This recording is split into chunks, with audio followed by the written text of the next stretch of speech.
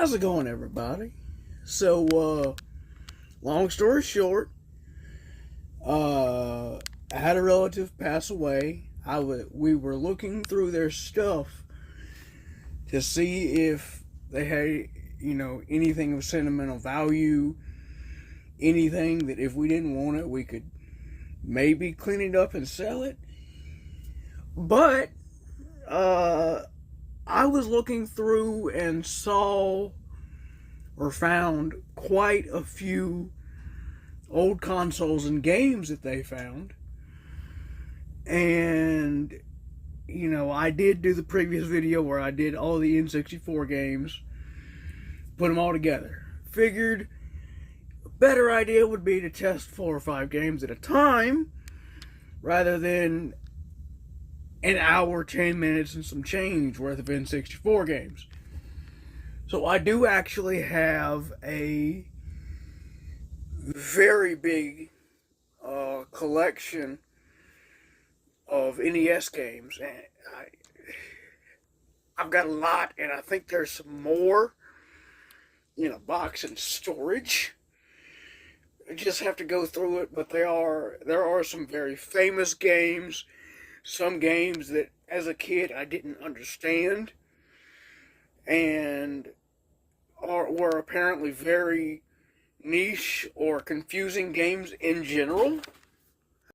Sorry, I think my cat knocked something over, but that's beside the point. Like I said, some of these games were very popular. Some of them were very confusing. Now, I thought with all of these NES games that I have, and any more that might possibly be in storage, it might be better to record just 4 or 5 at a time. See if they work, which I do. One thing I like about older cartridge-based games is as long as you leave them relatively be, even if they're in storage for a year or two, like these, or like similar games, they should work. Now, granted, there are some GameCube games that haven't been messed with that I found that still work. But, some of them have gotten to where they don't work. So it's a toss-up, really. But the games that I chose for this little Will It Work NES Edition Part 1, excuse me for a second, are the original Mario Brothers and Duck Hunt, which I can't play Duck Hunt at the moment because this is a retro duo, basically an emulation console, more or less designed to play NES and Super Nintendo. Now, if I find the cords for the Nintendo, I might be able to play Duck Hunt, because she has like 3 separate Nintendo Entertainment Systems. But, testing out these games, I think they work so far. Give me a second to put y'all in this bracket right here. There we go. Sorry, that's the dang dog. Now, if y'all hear it in the background anyway.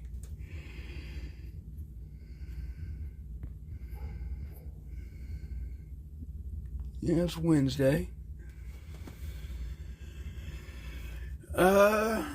Sorry, just had to remind myself for a second. Now, this should work. I don't like the fact that the connecting pins were so rough and so tight on the console to begin with. Now they've kind of loosened up where I can, to the point where I can wiggle the game, which plus side is easier to get out. Downside, if you don't put it in the right way, it might wiggle back or forward and pixels might mess up, or you might get just a dark green screen. Now, to prove that I can't play Duck Hunt at the moment, you can see me, you can watch me using the controllers. Got a little dog right there. And I can't do anything besides pause the game. It's because Duck Hunt was made with the zapper. With a little plastic gun. They've got some that are dark gray, some that are completely orange. Some games even have there's one game with a submachine gun version I saw, according to a guy on YouTube called Gaming Historian. But Super Mario Brothers, to prove that it works, boom,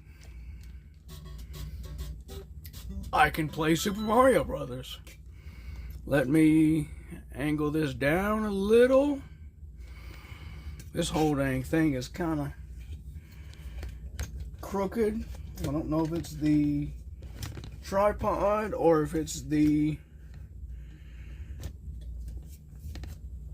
TV, but whichever it is, come on now.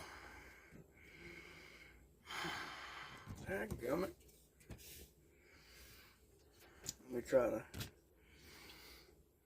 do it a little bit.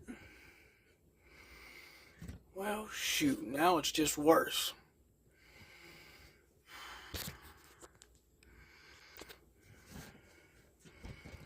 I'm gonna have to deal with it as is, and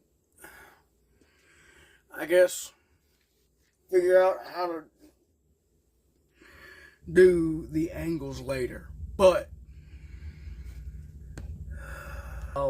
the technical difficulties, I don't know if I can help this or not, but that shows that the original Mario Brothers works. Duck Hunt, it turns on, but I can't play it without the zapper, and I don't know that Retro Duo released any Nintendo Zapper conversion controllers or compatible controllers. So that shows that Mario and Duck Hunt work. Well, I said that it was easier to get out. Some of them you still gotta wiggle, and I don't really like the fact that you gotta put forth so much effort because it's cartridge based, and you know, what if it messes up? This next game, some of y'all really love, Legend of Zelda, the first one on the NES, on the original gold colored NES cartridge. Now, I gotta look up how to get rid of these black spots if I can. I don't know if that's just soot or something from it being so old, or if the gold coloring is coming off. If y'all might know, it'd be cool if y'all could help me out. Now, I do know there are certain mixtures you can make, like at home, where you mix together like bleach and baking powder or something similar that can allegedly fix the little oxidizing yellow color on NES and Super Nintendo. I'm not sure if there's anything like that for the black spots, but let's see if this will cut on. And it does.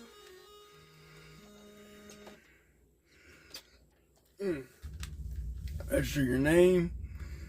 Let me just do A, register. Now, it is my understanding, as far as I can remember,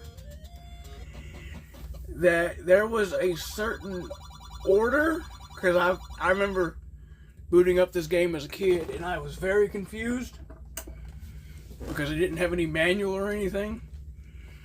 So I looked into it, and there is apparently a certain order to the temples, like most Zelda games. But I don't know that this one is linear, like Twilight Princess or Ocarina of Time or any of that.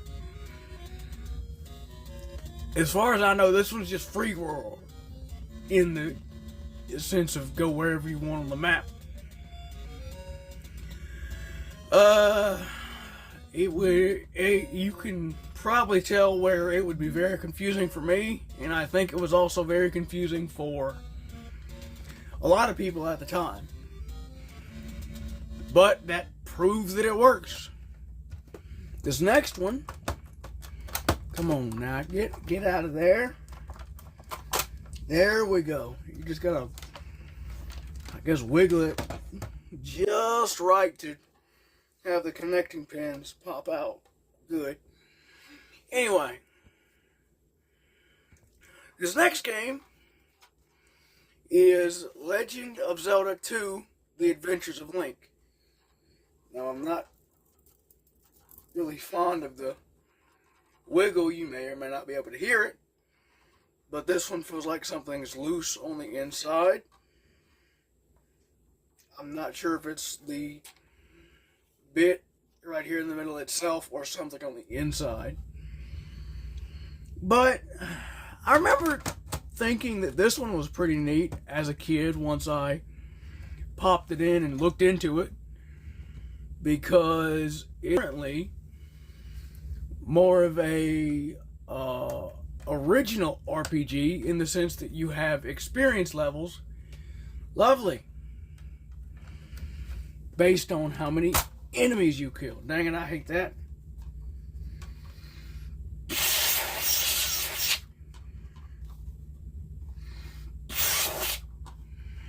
Come on now, please work.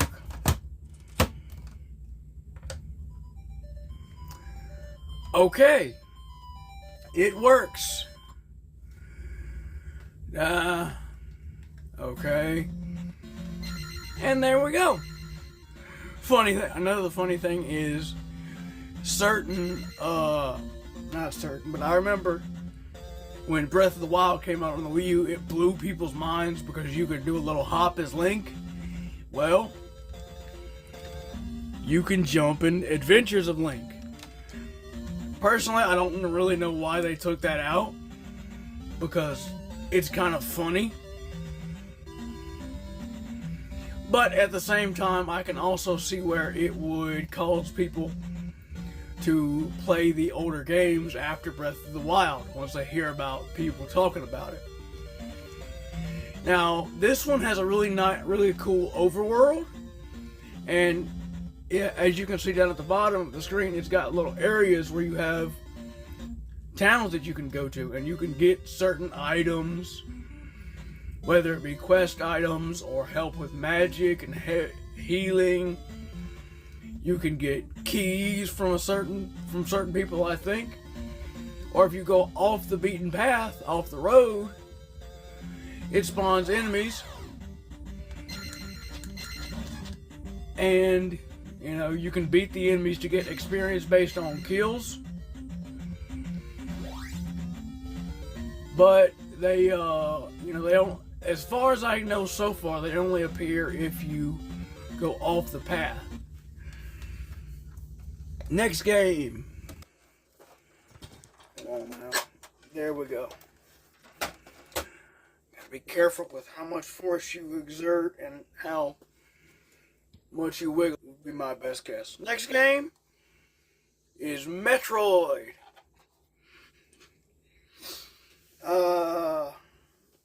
Samus Aran, the intergalactic bounty hunter. There's a whole extensive lore behind her, but a lot of people know her from the Smash Brothers games, which really cool character. But Metroid was one of those games, and like Metroid, Bard's Tale, stuff like that, you had little passwords or mantras you could do to have you play start at certain levels. The weapons and stuff you would have at that point in the main story, which I thought was cool as a sort of save your progress thing. Let's see if it works. It does. I thought it was cool because if a game didn't have save data like Metroid, you could play the game up until that point, and then if you want to play it later, play from that point later, you can write down whatever mantra you had found.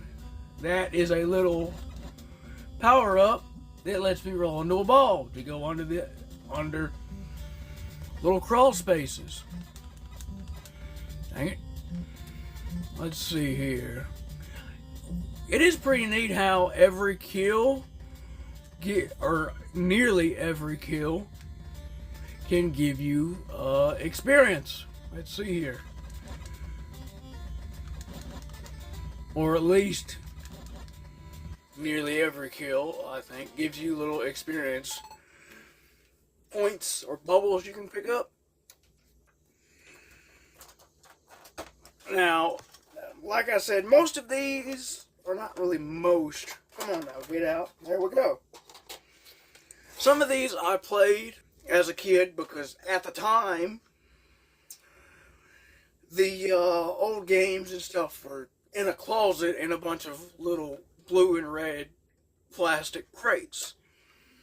Now there was stuff that they had that I gotta go.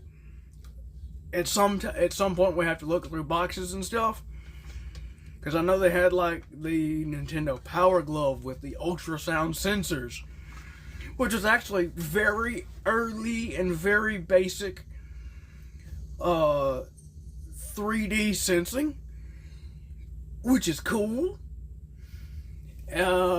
Even cooler if you can get it to work. Now, I have heard and I've seen videos that the Power Glove wasn't actually all it was cracked up to be. Shoot. I think there was an old movie called The Wizard. It had Nintendo in it. I think it was the Power Glove the guy was using. I can't exactly recall 100%. Next game, though, was one that was apparently advertised to be used with the Power Glove or different accessories. Punch-Out! It was actually Mike Tyson's Punch-Out. The one cool thing, it was advertised, to be used with the Power Glove. There was a little U-Force, like fold-out laptop design, where it used infrared sensors, I believe, and you could, how many you blocked with your hands depended on, you know, the amount that your hands would block as you do the movements, the hand gestures, would depend on what control you activated. It was a cool concept.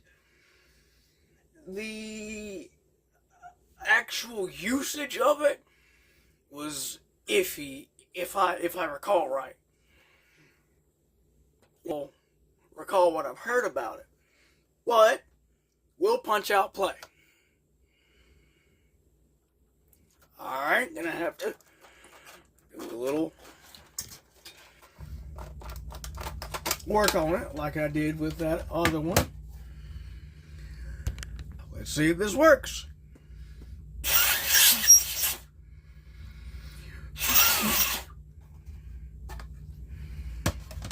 Funnily enough, I've seen where people online said, don't blow into the cartridge. Saliva could deteriorate the contacts.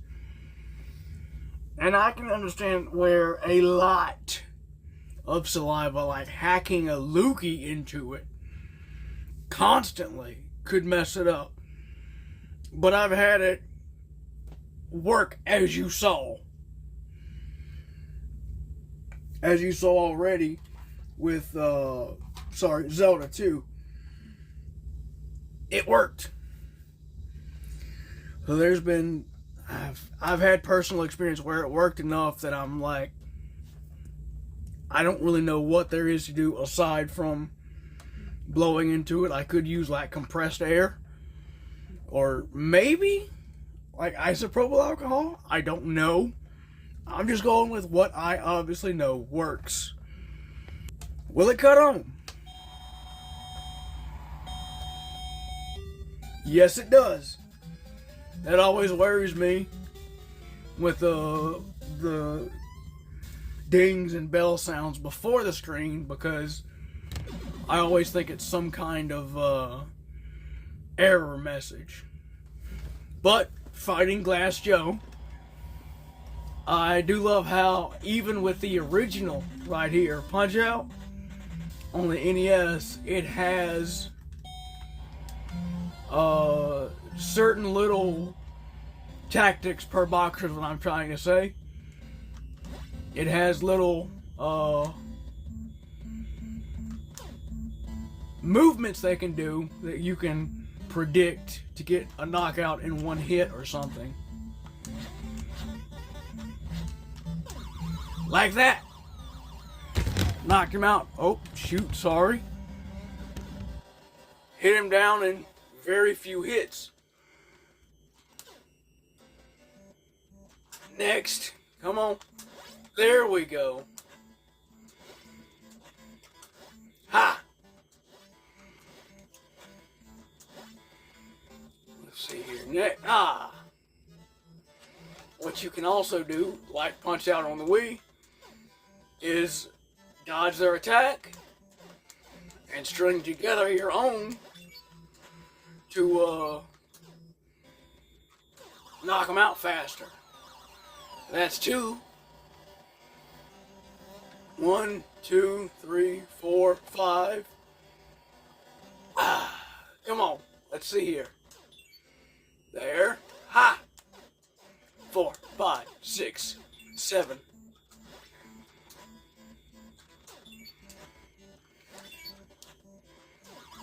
Ha! Let's see that now. 1. Okay, awesome. I think TKO is total or technical knockout. I won. But hey, it plays. It works. I beat Glass Joe. Now, granted, Glass Joe has always been the easiest opponent as far as I know. But there's proof that it works.